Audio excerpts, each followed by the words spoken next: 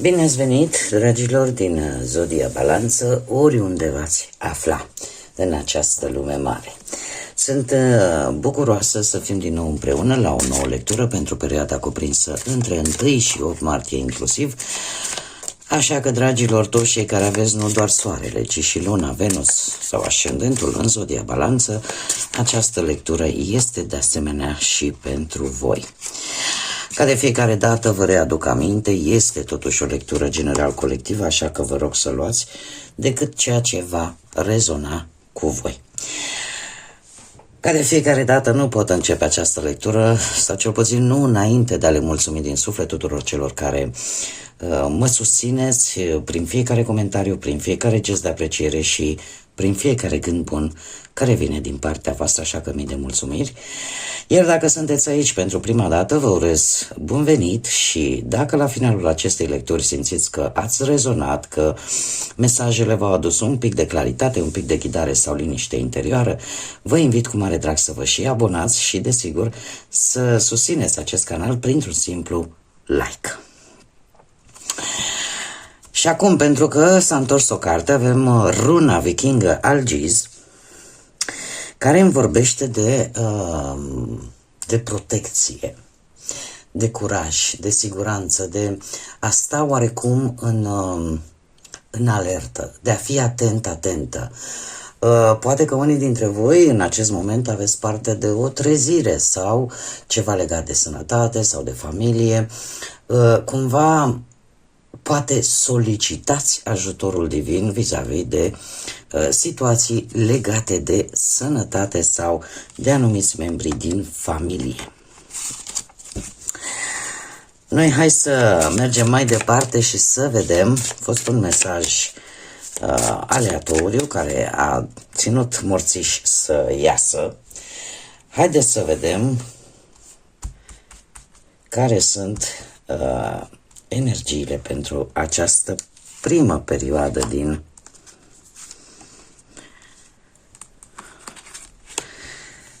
din martie. Acest început de primăvară. Ia să vedem. Dragii mei, se pare că poate chiar o mică victorie, dar în special conectarea cu divinitatea, conectarea cu credința, conectarea cu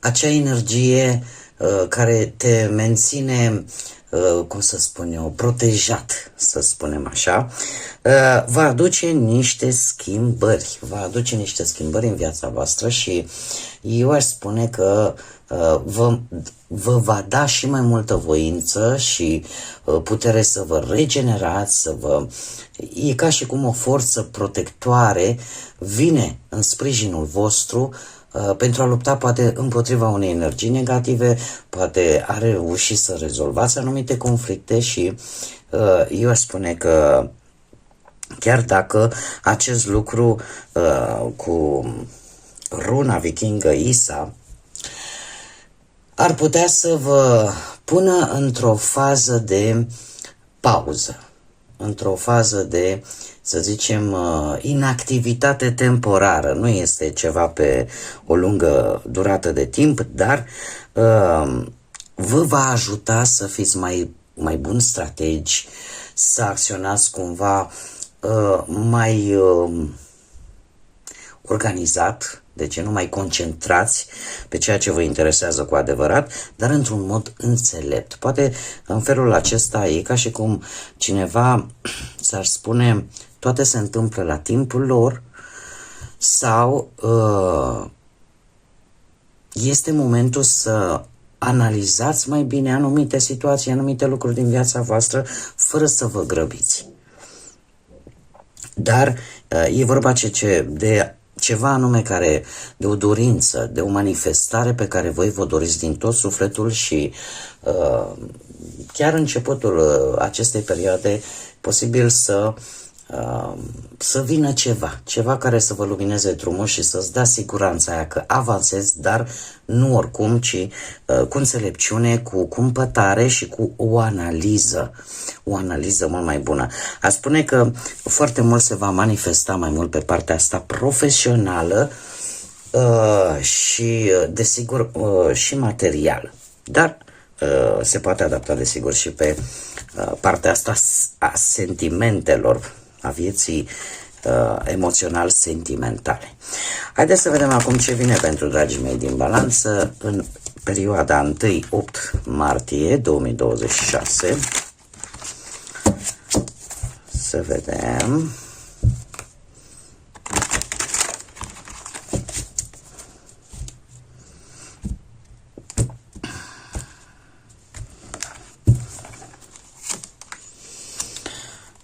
Și da, într-adevăr, provocarea voastră este una legată de un succes. Un succes care, ce să vedeți că și tarotul îmi spune cam același lucru, acest succes al vostru, că este poate legat de un eveniment sau că este legat de o anumită stabilitate, poate de o anumită vacanță, de ce nu? Sau pur și simplu nevoia de o pauză, nevoia de a te bucura totuși după o perioadă în care poate ați trecut prin momente destul de grele. Cum o veți face și care ar fi resursele voastre cu un paș de bâte? Pașul de bâte reprezintă o perioadă de schimbare în viața voastră în urma unei descoperiri importante, al unor informații care chiar vă pot schimba viața în mod pozitiv, dar nu oricum, ci după ce analizați în profunzime respectiva situație, respectiva problemă sau tot ceea ce ține poate de o relație.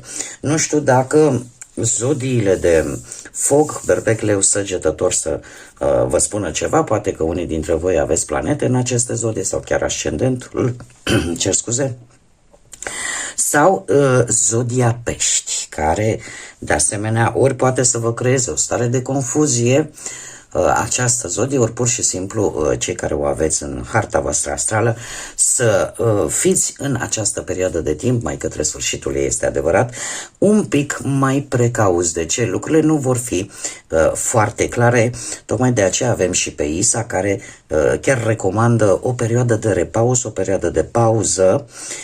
Chiar dacă aparent zici că stagnezi, totuși este necesară până nu vezi lucrurile foarte clar. Dacă vorbim pe partea asta de, să o luăm așa pe domenii, să zicem, partea profesională. Partea profesională, voi aveți un obiectiv. Un obiectiv foarte important pentru voi, nu știu, poate să găsiți de muncă, poate să reușiți să îmbunătățiți ceva în propria afacere sau la locul de muncă actual. Resurse, ca să zic așa, pot veni schimbări destul de bune pentru voi, să vă aducă un pic de stabilitate în cariera voastră profesională, orică apare un job sau poate chiar un interviu, totuși, dat fiind și faptul că avem luna îmi vorbește în primul și în primul rând și de folosirea intuiției și a instinctului în această primă perioadă de martie, cu precădere cei care aveți poate și vreun ascendent în pești. De ce? Este foarte bine aspectată și din punct de vedere astrologic.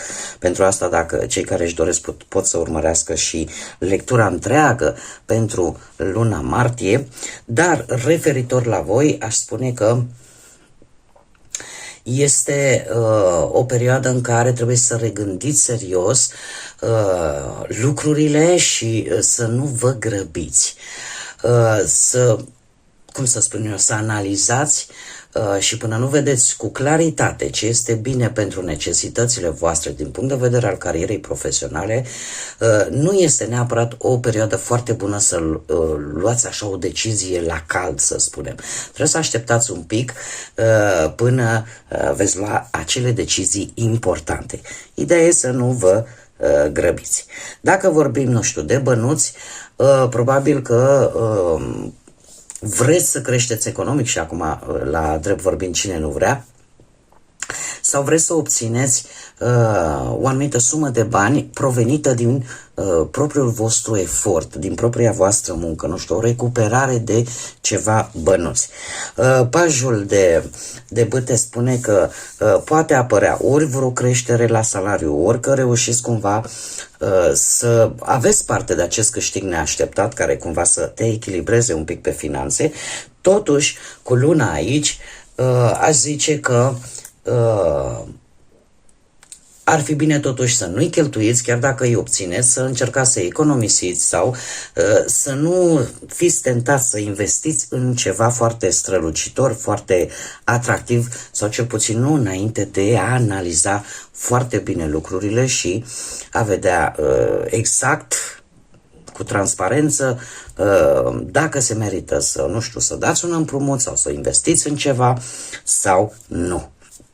Dacă vorbim de partea asta sentimentală, probabil că unii dintre voi, nu știu, așteptați sau pregătiți, de ce nu, o viitoare nuntă, un viitor botez sau pur și simplu ceva, o celebrare și acest paj de bâte chiar poate să vă aducă o veste bună relaționat cu acest eveniment sau pur și simplu aș spune pentru cei care vă aflați într-o relație că vine cu vestea de a face probabil, nu știu, ori o călătorie în doi, iar dacă să presupunem că relația a avut ceva probleme, este un moment tare bun, dat fiind că avem și luna aici, de a vedea exact dacă este ceea ce cauți, dacă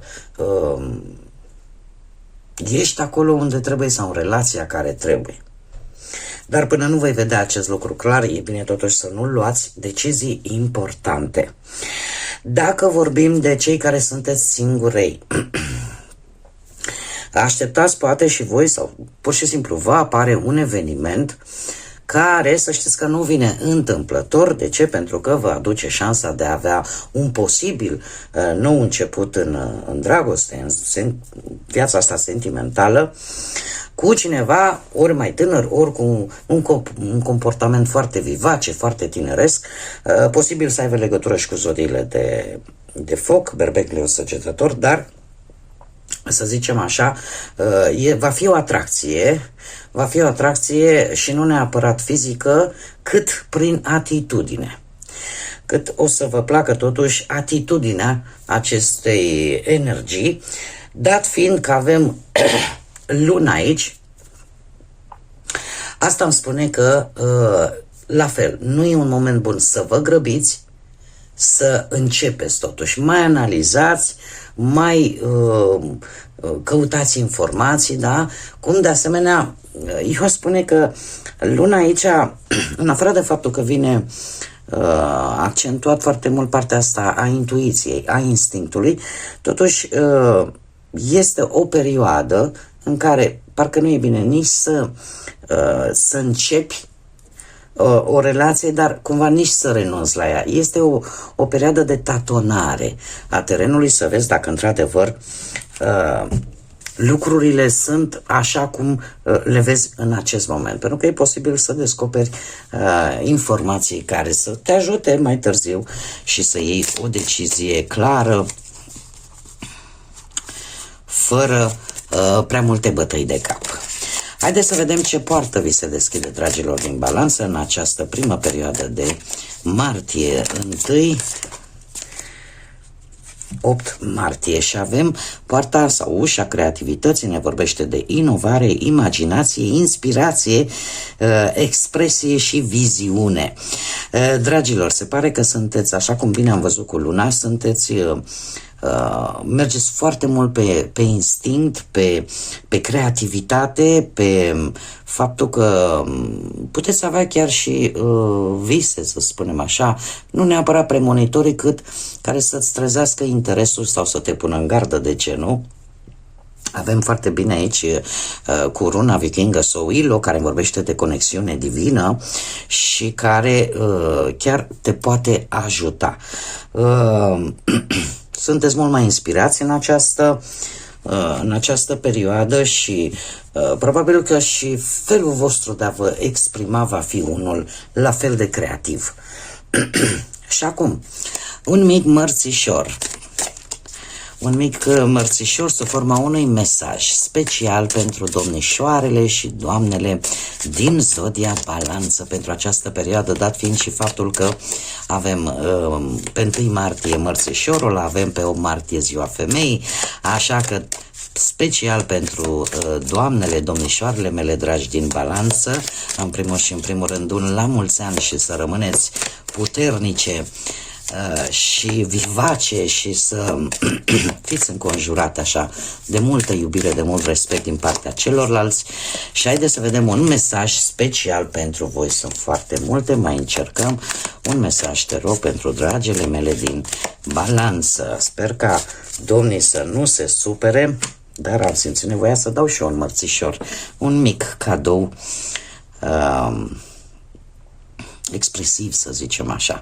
Avem numărul 41 sau numărul 5, care în primul și în primul rând este guvernat de către Mercur, planeta comunicării, a călătorilor, și este o energie yin.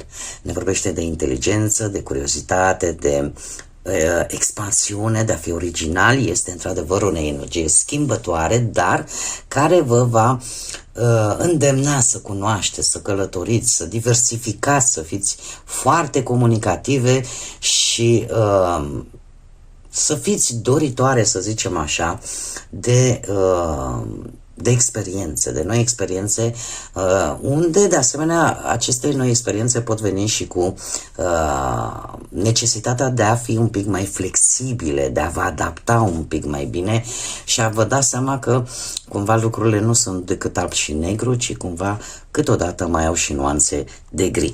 Ce ne spune în sine această carte pentru voi, dragile mele, îmi vorbește de a face ceva pentru tine. E ca și cum ai spune, dacă am mai, de exemplu, în această imagine, această energie feminină se află într-o zonă cu zăpadă, totuși ea simte nevoia să se îmbrace într-o haină de vară. Este modul metaforic de a vi se comunica că este momentul să faceți ceva și pentru voi. Să faceți ceva strict pentru voi. Asta nu înseamnă egoism, înseamnă pur și simplu a hrăni acel copil din interior. Și mai avem, bineînțeles, un mesaj pentru doamnele mele, domnișoarele mele din Balanță. Avem numărul 27 și numărul 9. Poate vă spune ceva sau are vreo rezonanță cu voi, care de asemenea, foarte interesant, este guvernat tot de către o energie yin, feminină, de Neptun și de Pluton în același timp, și ne vorbește de arhetipul ghidului sau al maestrului. Sunteți probabil în această perioadă mult mai dăruite, vreți să ajutați, vreți să participați, poate, de ce nu, în anumite cauze umanitare, sau vă manifestați altruism, grija față de ceilalți, mai mult poate decât de voi înșivă. Sunt un pic în antiteză. Este bine să faceți acest lucru, dar de fiecare dată nu uitați și de voi. Ce ne spune mesajul în sine? Avem aici justiția este pe drum. Asta în cazul în care poate până acum ați avut anumite frustrări vis-a-vis de anumite situații în care simțeați că lucrurile nu sunt drepte, și acum să vorbim foarte deschis vis-a-vis de voi ca și zodie. Voi sunteți o zodie la care dreptatea este importantă și de obicei sunteți foarte dezamăgite atunci când persoanele sunt necinstite cu voi sau care sunt ipocrite, da? Au așa un soi de răutate sau de superficialitate, și atunci lucrul ăsta vă dezvoltă acest simț ascuțit al dreptății. Tocmai de aceea, de multe ori, toate combinațiile astea vă fac așa, să fiți un pic mai direcți atunci când aveți un dialog, fără a avea o intenție neapărat răuvoitoare, ci pur și simplu vă propuneți așa să corectați ceea ce voi considerați că este nepotrivit sau nedorit.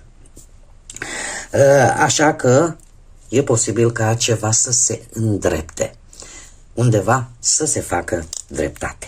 în această perioadă. Bun, dragii și dragile mele din Balanță, cam atât am avut pentru voi, pentru această primă perioadă din martie.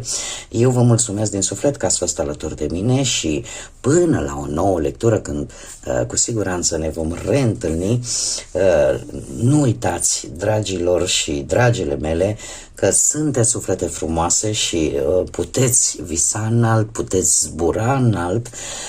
Unicul lucru este acela de a lăsa iubirea, credința și pacea să vă însoțească la fiecare pas.